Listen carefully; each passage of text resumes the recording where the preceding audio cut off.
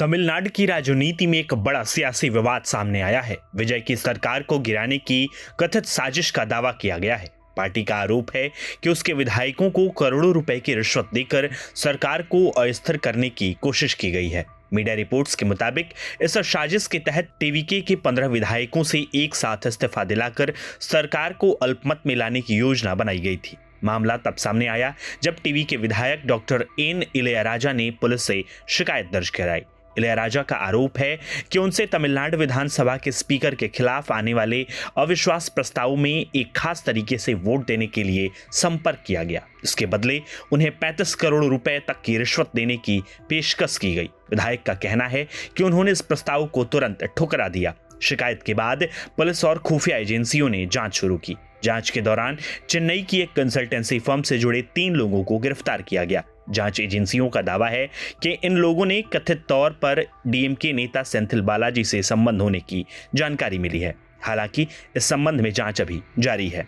विधायक की शिकायत के मुताबिक तिरुनावुक्करासु नाम के व्यक्ति ने खुद को इंडियन पॉलिटिकल डेमोक्रेटिक स्ट्रैटेजी यानी आईपीडीएस का प्रमुख बताते हुए उनसे संपर्क किया था। उसने दावा किया कि वह एक बड़े राजनीतिक दल की ओर से बातचीत कर रहा है, विधानसभा में होने वाली वोटिंग को प्रभावित करना चाहता है। इलैयाराजा का आरोप है कि रिश्वत का प्रस्ताव ठुकराने के बाद उन्हें और उनके परिवार को गंभीर परिणाम भुगतने की धमकी भी दी गई।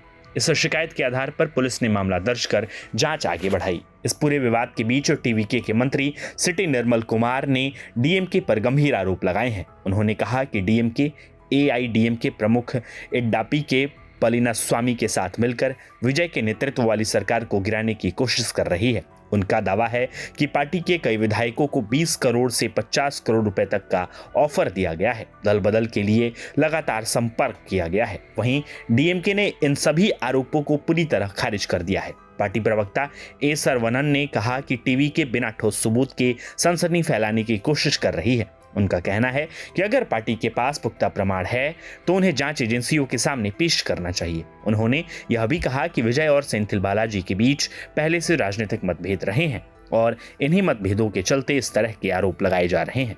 हाल ही में विपक्ष की ओर से यह भी कहा गया था कि टीवीके के पास अपने दम पर सरकार चलाने के लिए पर्याप्त बहुमत नहीं है और मौजूदा सरकार सहयोगी दलों के समर्थन पर टिकी हुई है। ऐसे में यह पूरा मामला अब तमिलनाडु की राजनीति में नया सियासी तूफान खड़ा करता दिखाई दे रहा है। फिलहाल पुलिस और जांच एजेंसियां पूरे मामले की जांच में जुटी हैं। अब सबकी नजर इस बात पर है कि जांच में क्या नए खुलासे होते हैं और क्या इन गंभीर आरोपों के समर्थन में ठोस सबूत सामने आते हैं या नहीं। प्रभातखबर.com, विश्वास वही, रफ्तार नहीं।